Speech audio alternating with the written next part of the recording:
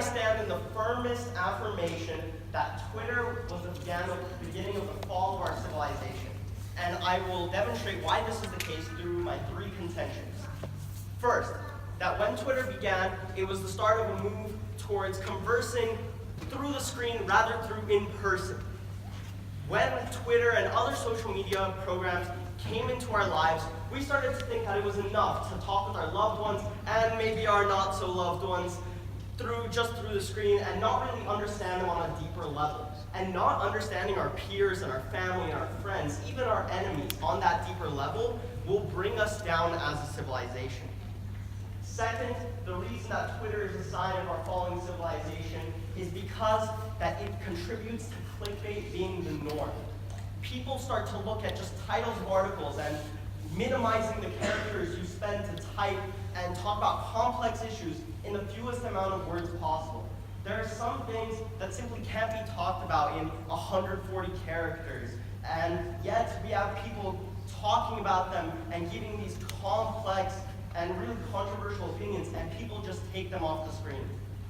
And third, finally, the reason that Twitter is a sign of our falling civilization is because people start to not try to get first-hand experience on these issues and on anything in general. And that is why you must affirm today's resolution. Firmest negation of the resolution that Twitter began the fall of our civilization. Firstly, I'm going to cover my bonus points and then get into mine. Firstly, due to the fact that Twitter takes us away from each other. Now, this is not true, and if it is true, it's only true to a minuscule extent. We as a society do indeed coexist outside of social media. We've seen this. This has been a time-honored debate. When Twitter was not around, we were too concerned that children were reading books or too busy playing on tricycles. No matter what the current implement of satisfaction is, there will still be people who are concerned that we are using it too much. Secondly, my opponent stated that Twitter encourages fake news. Now, this is, again, an example that spans back history. This did not begin the fall of our civilization. When Andrew Jackson was running for president, he published newspaper that his opponent had died, that his opponent was deceased. This is the definition of fake news, and Twitter was not around to cover it. Thirdly, Twitter substitutes real experiences. Well, this is not true, and it is only true, again, to a very relative and small amount. We still exist as a civilization. We have, again, civilization may have been falling, as I'll get into, but Twitter did not begin it. And conversing more on that point, our fall of civilization began with civilization. Plague, poverty, war, disease, all of these issues have been around from the very beginning, and Twitter did not begin them. And really, Twitter is a tool that has encouraged us to be intellectual and converse with each other. It has not destroyed our civilization.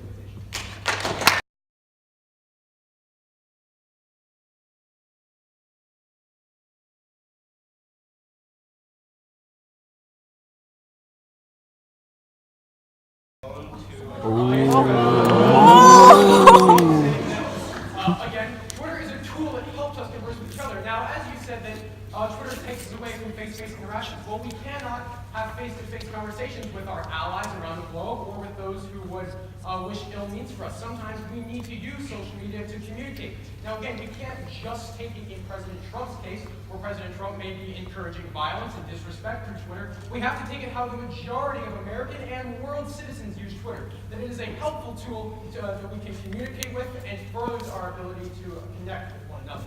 I understand your point, but aren't there other means of communicating? Why don't we have to have another one that specifically limits how much you can say? Because apparently we're not smart enough to take in too many words at once.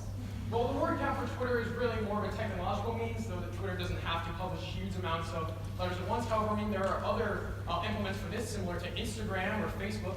If those have more word count than Twitter, why aren't they the fall of civilization? Twitter itself is not the very beginning. Twitter is just a means that has furthered our civilization. We have to expand on the fact that we are a technologically advancing nation faster than any other. Throughout all of human history, we have been advancing. And like I said, in fact, in human history, there was fake news. There was the fall of civilization. But Twitter is keeping up with the advancements of our nation. It is helping us as a country. This is true, but even though we had yellow journalism and sensationalism in the past, don't you think the fact that we're literally limiting how much you can say about a topic means that we're going to be saying even less, we're going to be explaining even less, and people will make they'll prejudge certain complex issues, and this is how we end up with clickbait and misinformed opinions. Are you aware that you can post threads of tweets and longer tweets? You can also tweet images, as many celebrities or important figures do. They tweet a simple picture, which allows you to expand on an important topic. Yes, but the fact is that not everybody does this. The prime example is our president. We've had so many people talking about his tweets today. Don't you think that it's insane how such a large base of America is taking in these tweets as facts? The supporters of Trump are taking it as the word of absolute authority, and now we have so many misinformed people taking so many, sometimes offensive, sometimes just stupid opinions. Yes, absolutely. I believe it is absolutely absurd. However, I don't think this is completely congruent to Twitter. I think no matter what technological means there are, there will always be naysayers, there will always be terrorists and those who wish to harm us. There will always be those within our country that want to see the fall of our nation or are self-serving. I mean, self-serving politicians have existed before Twitter, as I referenced with Andrew Jackson.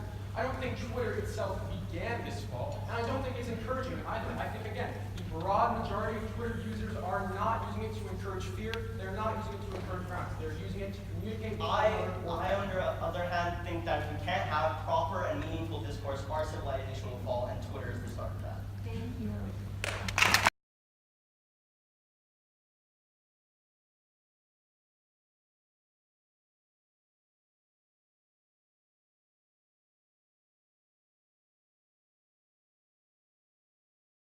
No matter what state we are in our nation, whether it is sticks or stones or nuclear weapons, I feel that Twitter is only a means that has furthered our society.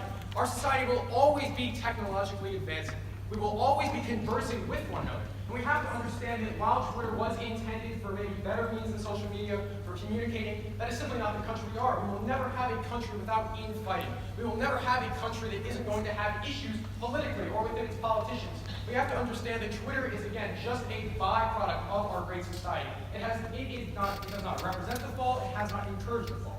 It is a tool that has helped us communicate with one another.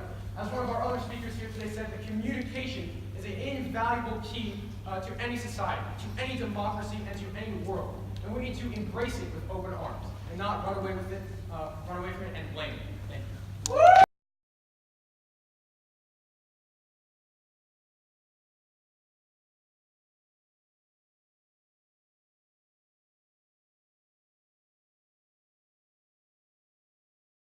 All of our civilization. I have stated my 3 points, and I believe I have affirmed them and defended them, while my opponent has not done so in such an organized manner. And also, onto his negation of my points, first of all, talking about how the fact that we have this communication brings us forward, and that sometimes we can't talk to people who are across the globe, he did not have the chance to negate my counterpoint that in fact there are other applications for this, and Twitter is the only one that seemingly felt they had to add something else to simplify it, to dumb it down, to not give us a chance to think on a deeper level.